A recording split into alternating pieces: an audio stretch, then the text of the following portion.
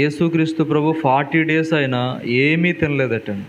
పరిశుద్ధాత్మ పూర్ణుడై అరణ్యంలో 40 రోజులు ఆయన ఉపవాసం ఉన్నప్పుడు, ఆయన ప్రార్థన చేస్తున్నప్పుడు, లేదంటే దేవునితో గడుపుతూ ఉన్నప్పుడు అపవాది శోధించడానికి వచ్చాడు. ఆ 40 దినాలు కూడా యేసు ప్రభువుని శోధిస్తూనే ఉన్నాడు. 3 రకాల శోధనలు అనమాట. అందులో మొట్టమొదటి శోధన ఏంటంటే, ఆహారం ద్వారా యేసుక్రీస్తు ప్రభువును శోధిద్దాం అనుకున్నాడు. కానీ యేసు ప్రభు మాత్రం పడిపోలేదండి. హల్లెలూయా.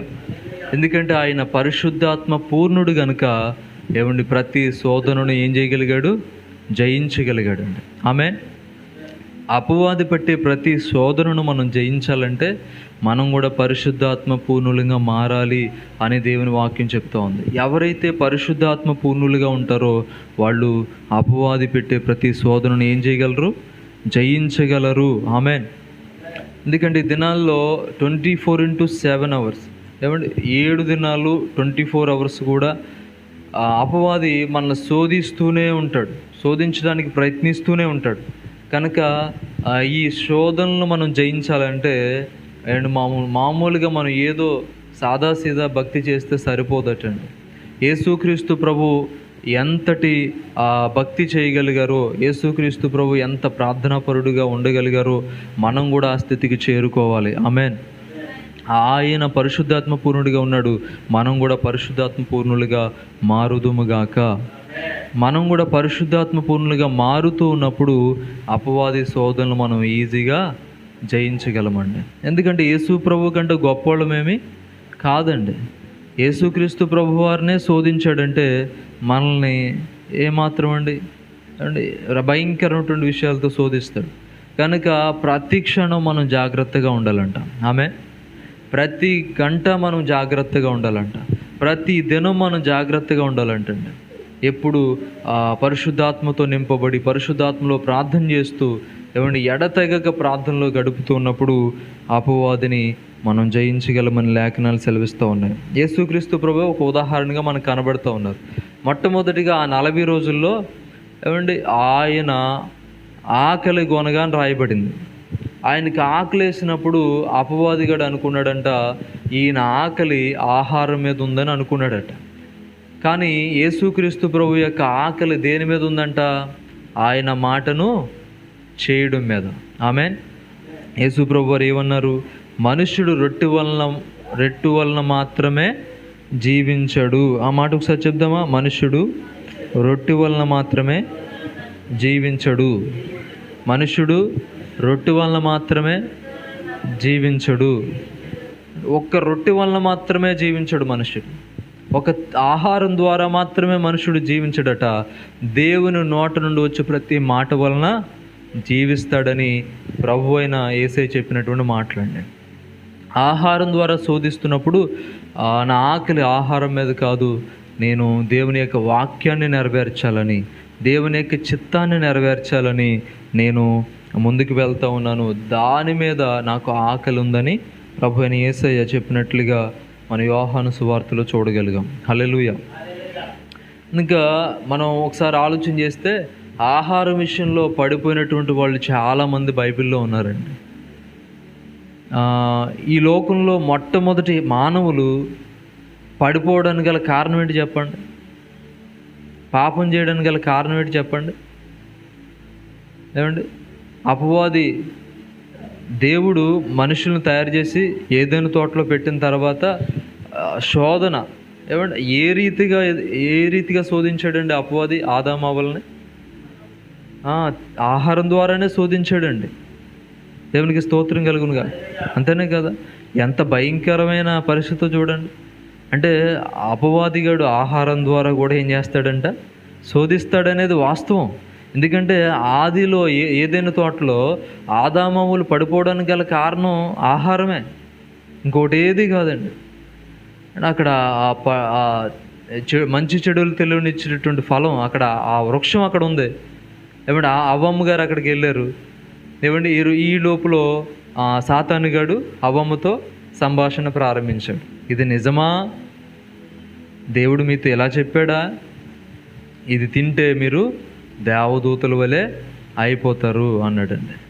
దేవుడు ఎలాగైతే మంచి చెడులను ఎరిగి ఉన్నాడో మీరు కూడా అలా మంచి చెడులు ఎరిగిన వారిగా ఉంటారు, దేవదూతలు అయిపోతారు అనేసరికి వీళ్ళు ఆలోచించడం ప్రారంభించి ఆహారంలో పడిపోయారండి.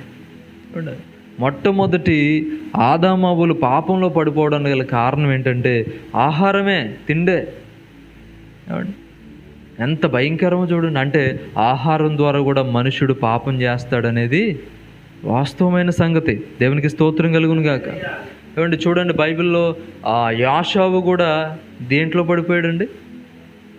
చిక్కుడుగా కూర, ఆ ఎర్రగా కనబడేటటువంటి ఆ చిక్కుడుగా కూర నాకు కొంచెం ఇవ్వవా తమ్ముడు అనేసరికి నేను ఇస్తాను, అయితే ఒక కండిషన్ ఏంటంటే నీ జ్యేష్ఠత్వం నాకు ఇచ్చేయాలి. ఆహారం ద్వారా జ్యేష్ఠత్వాన్ని అమ్మేసుకున్నాడటండి యాసవ్. అంటే చూడండి, పాపం చేయడానికి ఆహారం కూడా ఒక మూల కారణంగా కనబడుతుంది. కనుక ఈ ఆహారం చాలా భయంకరం. ఎలా తీసుకోవాలో అలా తీసుకోవాలి. దేవునికి స్తోత్రం కలుగును కాక. ఆహారం దేవుడు తీసుకోమని చెప్పట్లేదు, కానీ తీసుకోవాలి. కానీ ఆహారం ద్వారా కూడా శోధన ఉందనేది గమనించాల్సినటువంటి విషయము. రోజుల్లో చాలామంది ఈ ఆహారం ద్వారా పడిపోతూ ఉన్నారు. తాగకూడనటువంటి వాటిని తాగుతూ ఉన్నారు, తినకూడనటువంటి వాటిని తింటూ ఉన్నారు. శోధనలో పడిపోయి భయంకరమైనటువంటి పరిస్థితిని తెచ్చుకుంటూ ఉన్నారు. ఈ సమయంలో దేవుడు మనతో మాట్లాడుతున్నాడు, ఆహారం ద్వారా కూడా సాతానుడు శోధిస్తాడు, నువ్వు దానిని జయించాలి అన్నాడు. ఆమేన్. అందుకే సామెతల గ్రంథంలో మాట ఉంటుంది ఏంటంటే, నీవు తిండిపోతువైన వెడల నీ గొంతుకు కత్తి పెట్టుకో అంటాడండి సామెతల గ్రంథంలో సొలొమోను గారు. హల్లెలూయా. అంటే చూడండి, ఆహారం ద్వారా కూడా పాపం చేసేస్తున్నారు మానవులు. కనుక ఆహారం వలన మాత్రమే మనుషుడు జీవించడంటే, కానీ దేవుని నోట నుండి వచ్చి ప్రతి మాట వలన జీవిస్తాడు. అది వాస్తవం. కనుక ఒక్క ఆహారం మీద మాత్రం మనం బేస్ అవ్వకూడదు, దేవుని మాట మీద మాత్రం మనం బేస్ అవ్వాలి. ఆమేన్. దేవుని మాట మీద మనం బేస్ అయ్యి ఆహారం తీసుకోవాలి, కానీ ముందు ఆహారం కాదు, దేవుడే ముందు. దేవునికి స్తోత్రం కలుగునుగా. ఎవరిని ముందు పెట్టాలా? దేవుని ముందు పెట్టాలి. మనం చూడండి, వేకుజామునే మనం ప్రార్థన చేసుకోగలగాల. ఆహారం తీసుకునే ముందుగా మనం ప్రార్థన చేసుకోగలగాలి, కుటుంబ ప్రార్థనలు చేసుకోగలగాల. ప్రతి విషయంలో దేవుని మనం ముందు పెట్టుకుని ఆయన మాట ఏదైతే చెప్తుందో ఆయన మాట ప్రకారంగా మనం ముందు సాగినప్పుడు, ఆయన మాట ప్రకారంగా ఆహారాన్ని తీసుకున్నప్పుడు మనం పాపంలో పడిపోయే అవకాశం ఉండదని దేవుని లేఖనాన్ని బట్టి మీకు తెలియజేస్తా ఉన్నాను. దేవునికి స్తోత్రం. శాంసన్ ఉన్నాడండి. శాంసన్ కూడా దేంట్లో పడిపోయాడు తెలుసండి? ఫస్ట్ ఆహారంలోనే పడిపోయాడు. సాతానుడు శోధించాడు తన ఆహారం ద్వారా. ఎందుకంటే సాంసోనికి కొన్ని ఆజ్ఞలు ఇచ్చాడు దేవుడు. సాంసన్, నీవు మామూలుగా ఏర్పాటు చేయబడలేదు, నువ్వేదో సాదాసీదిగా ఉన్నటువంటి మనిషివి కాదు, నువ్వు దేవుని చేత నాజీరు చేయబడినటువంటి వ్యక్తివి, నువ్వు దేవుని చేత ప్రతిష్ఠించబడిన వాడు, దేవునికి ప్రతిష్ఠించబడినటువంటి వాడు నువ్వు. కనుక నువ్వు ఎలా పడితే అలా జీవించకూడదు, ఏది పడితే తినకూడదు, ఎలా పడితే అలాగా జీవించకూడదు అని దేవుడు తనకు కొన్ని ఆజ్ఞలు ఇస్తే మొట్టమొదటిగా ఆహారంలోనే పడిపోయాడండి. ఎందుకంటే ప్రతిష్ఠించబడినటువంటి ఒక వ్యక్తి ఏం చేయకూడదంటే కుళ్ళినటువంటి కుళ్ళిన కళేబరాన్ని ముట్టకూడదు, కుళ్ళిన కళేబరంలో ఉన్నటువంటి ఆహారాన్ని అసలే తీసుకోకూడదు. అయితే సాంసన్ ఎక్కడ పడిపోయాడండి? ఒకసారి ఆ తిమ్మనాతు ఆ ఫిలిస్తీన్ల దేశానికి వెళ్తున్నప్పుడు ఏమైందంట, ఆ సింహంలో తేనె పట్టు కనిపించిందంట. అసలు ప్రతిష్ఠితమైనటువంటి వాడు ఆ అపవిత్రమైన దాన్ని ముట్టుకోకూడదటండి, దేవుడిచ్చిన ఆజ్ఞ అది. అలాంటిది ఈ సాంసను ఆ సింహం కళేబరంలో ఆ తేనె పట్టు పట్టిందంటండి. అది ఎక్కడైనా పట్టేస్తుంది కదా, దేవునికి స్తోత్రం కలిగినగా. దాన్ని ఎక్కడ పట్టాలనుకుంటే అది అక్కడ పడుతుంది. అయితే సింహపు కళేబరంలో కూడా తేనె పట్టిందంట. పట్టినప్పుడు మనోడికి కొంచెం జ్ఞానం ఉండాలి కదా, అది తినకూడదని, అది ఆ కళేబరాన్ని ముట్టకూడదని, అక్కడికే వెళ్ళిపోయి ఆ తేనె పట్టులో ఆ తేనెని తీసుకుని తినడమే కాకుండా తన తల్లిదండ్రులకు కూడా వెళ్ళివ్వడం జరిగింది. అక్కడే పడిపోయాడండి. అక్కడే తన యొక్క పతనం స్టార్ట్ అయిపోయిందండి. అంటే సాంసన్ ఎంత బలవంతుడంటే చాలా ఉన్నతమైన బలవంతుడు. దేవుడు తనని ఒక ప్రత్యేకమైన ప్రణాళికతో సృష్టించాడు, ముందుగానే చెప్పాడు. హల్లెలూయా. ఆ మానోహ ఏమంటే ఆ యొక్క సాంసన్ తల్లిదండ్రులకి ఇద్దరికి కూడా ముందుగానే చెప్పాడు, అమ్మ నీ కడుపును పుట్టేటటువంటి బిడ్డ ప్రతిష్ఠితుడై ఉంటాడు. ఆమేన్. ఆ బిడ్డ దేవునికి నాజీరు చేయబడిన వాడే ఉంటాడు. ఎలా పడితే అలా మీరు ఉండకూడదు. ఆ సాంసన్ను కూడా, మీకు పుట్టబోయే బిడ్డను కూడా ఎలా పడితే అలా పెంచకూడదు. ద్రాక్షారసం నుంచి వచ్చిన దేన్ని కూడా మీరు తాగకూడదు అని చాలా నియమాలు చెప్పాడు అక్కడ. అయితే దేవుడు చెప్పేసి వెళ్ళిపోయిన తర్వాత ఏవైతే చెప్పాడో దేవుడు వాటితోనే సాతానుడు శోధించడం ప్రారంభించాడు. కొన్నిసార్లు మన జీవితంలో కూడా అలాగే ప్రభు ఒకటి చెప్తే ఆ ప్రభు ఏదైనా ఒక మాట మనకు సెలవిస్తే ఆ మాటను మనం చెయ్యాలనుకుంటూ వెళ్తున్నప్పుడు, ఆ మాటలో మనం నిలబడుతూ వెళ్తూ ఉన్నప్పుడు అపవాదిగాడు దాంట్లోనే మనం శోధించి పడకూడదామని ప్రయత్నం చేస్తాడండి. అందుకే మనం చాలా జాగ్రత్తగా ఉండాలంట. దేవునికి స్తోత్రం. సాంసన్ను తిండిలో పడిపోయాడండి, అపవిత్రుడైపోయాడండి. బైబిల్లో చాలామంది ఇశ్రాయేలీయులు కూడా ఎందులో పడిపోయారు? తిండిలోనే పడిపోయారండి. ఐగుప్తులో ఉన్నవి ఇక్కడ అరణ్యంలో లేవంట, దొరకడం లేదంట. చూడండి, ఇశ్రాయేలీయులటండి అరణ్యంలోనికి వచ్చిన తర్వాత మాంసం దొరకలేదని ఏడ్చారటండి. అంటే ఏ విషయంలో అపవాది వారిని శోధించాడనమాట? ఆహారం ద్వారానే శోధించాడండి. మాంసం దొరకలేదని వాళ్ళు భయంకరంగా ఏడ్చారటండి. అవి ఎవరికి వినబడింది? ఆ సొనుగులు దేవునికి వినబడ్డాయి ఏంటండి డైరెక్ట్గా. ఎందుకంటే దేవుడు వారితో సంచరిస్తున్నాడండి, దేవుడు వారితో నడుస్తున్నాడండి, దేవుడు వారిలో సంచరిస్తున్నాడండి.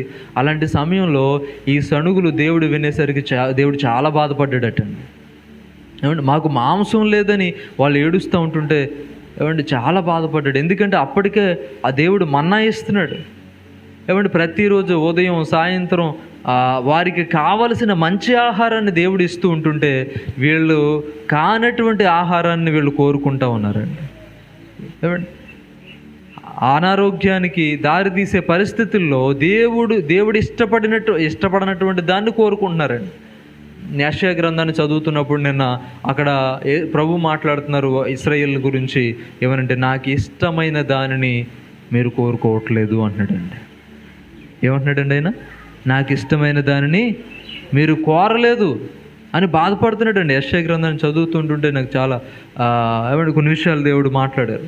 నాకు ఇష్టమైన దాన్ని మీరు కోరుకోవట్లేదు, మీకు ఇష్టమైన దాన్ని మీరు కోరుతూ ఉన్నారు, కానీ కోరుతూ మీ జీవితాలను అలా నడిపించుకుంటున్నారు. నాకు ఇష్టమైన దాన్ని మీరు కోరట్లేదు, నాకు ఇష్టమైన దాన్ని మీరు చేయట్లేదు, నాకు ఇష్టమైనది మీరు నాకు ఇష్టమైన మార్గంలో మీరు ప్రయాణం చేయట్లేదు, నాకు ఇష్టమైన దాన్ని మీరు కోరుకోవట్లేదు, నాకు ఇష్టమైన దాన్ని మీరు భుజించట్లేదు అని చెప్పి ప్రభు ఇశ్రాయేల్ గురించి మాట్లాడుతూ యెషయా గ్రంథంలో ఆయన సెలవిస్తూ ఉన్నాడండి. మనకిష్టం వచ్చినట్లుగా మనం కోరుకుంటున్నామంట, మనకిష్టం వచ్చినట్లుగా మనం బ్రతుకుతున్నామంట, మనకిష్టమైనట్లుగా మనం మనకిష్టమైన త్రోవల్లో వెళ్ళిపోతున్నామంట.